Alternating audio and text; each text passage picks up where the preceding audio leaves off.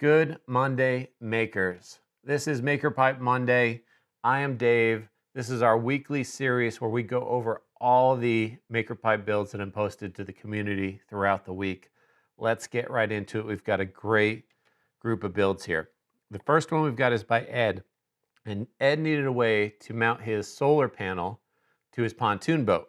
And this is what he came up with. He did a structure off the back of the pontoon boat that looks fantastic, and then he bolted his solar panel right to the top of it. He only used, looks like 4 90-degree connectors to make this top part, and then 6 45s to do the bracing to the pontoon boat.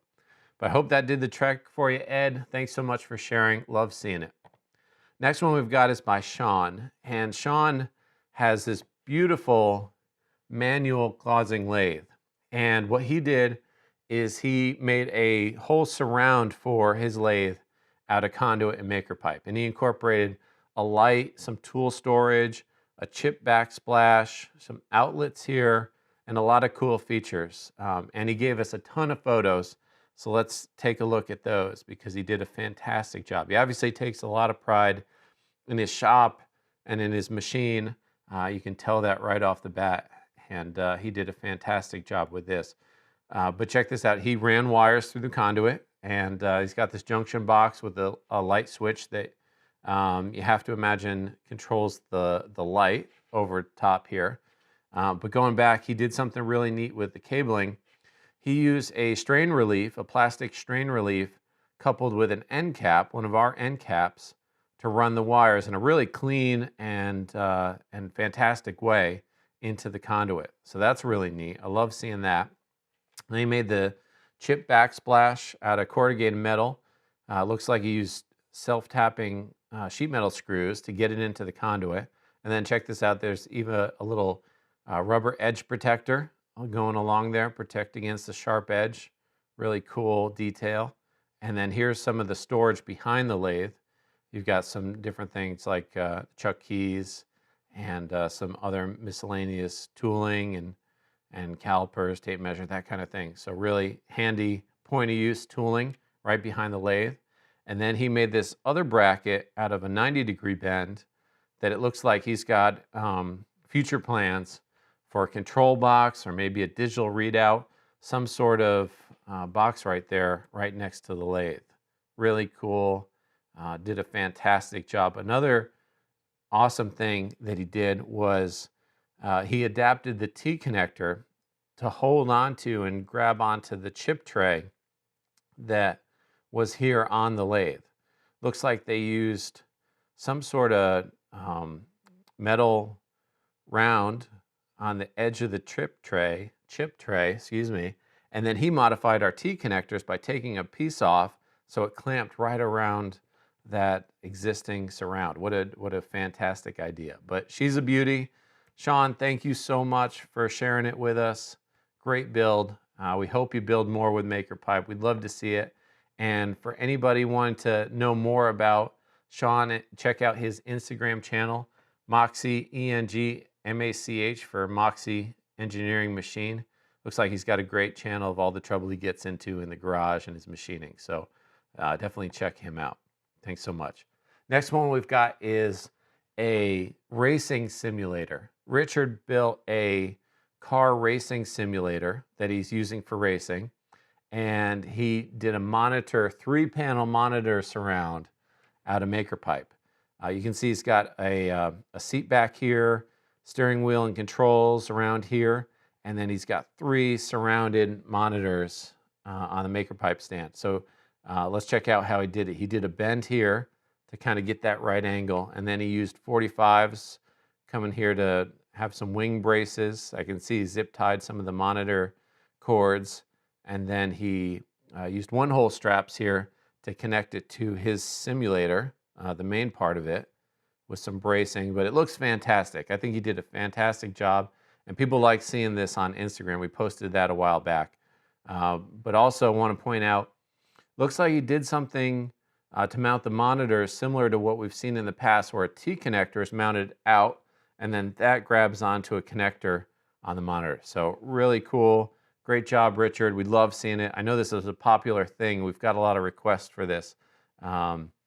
And we'd like to show more racing simulators over time. But awesome job. Thanks so much for sharing. Next one we've got is by Nancy, and she made this kayak cart, which is really simple, looks to be effective, and she incorporated some cool things in it too. You can see it's just a big triangle, 2 triangles joined together with some connectors. She's got the 45-degree connectors here joining these 2 rails, and she used pool noodles, a DIY favorite, on the top there. Some PVC end caps for the ends of the conduit. And then we get a lot of questions about how do I add wheels to my build? And she, I think, demonstrated this pretty good. She used an axle that ran all the way through this bottom piece of conduit with some nuts on the end, because these are just off-the-shelf plastic and rubber wheels. And it's a great way to attach wheels to your build. And she even used some wing nuts, I think, on the end, which is added style points. Nice job, Nancy. Love seeing it. Thanks so much for sharing. Next one we've got is by our old Maker Faire friend, Josh. And Josh is an educator in Northern Virginia, and we originally met him through Maker Fairs about 4 years ago. And he had such a great following and was doing such a good job promoting STEM education, STEAM education, and everything that he was doing with his school. We thought we had to give him some connectors. So we gave him some connectors, and over the years, I'm really happy to say thank you, Josh, for putting them to use. I'm glad that didn't go to waste. But here is his latest use of the connectors. These are some shelving units that he made for his, looks like brand new laser cutters by Epilogue. And he wrapped, there's the picture of the framework, and he wrapped the conduit in black wrap, and he's got a great utility, few different utility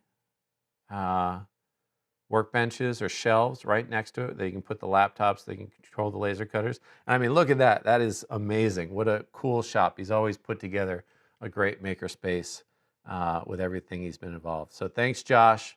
And he did buy some connectors from one of his projects, but go back, take a look, do yourself a favor, take a look at his Instagram channel, Design, Make, Teach. It goes way back. He's got a lot of cool projects. And then his website, there's Josh. His website has a lot of interesting information. Whether you're an educator, maker, it's a great place to check out and get inspired. So we appreciate it. Thanks for sharing, Josh.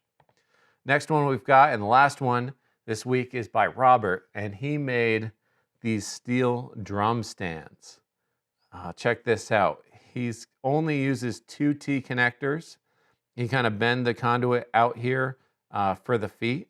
And he said that what it cost him to build 12 of these things was less than the cost of one professional one that he could buy off the shelf.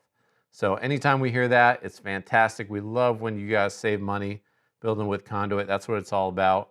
And he made it custom. So he's got 12 of these steel drum band drums. And we'd love to hear some music, Robert. If you feel like it, definitely hit us up. We'd love to hear some steel drums. It's the middle of winter right now, so we could use some tropical music. So appreciate it. That's all we've got for this week. If you like seeing these builds, you want to see more builds out of conduit and maker pipe, go ahead and subscribe to the channel. We'd love to have you.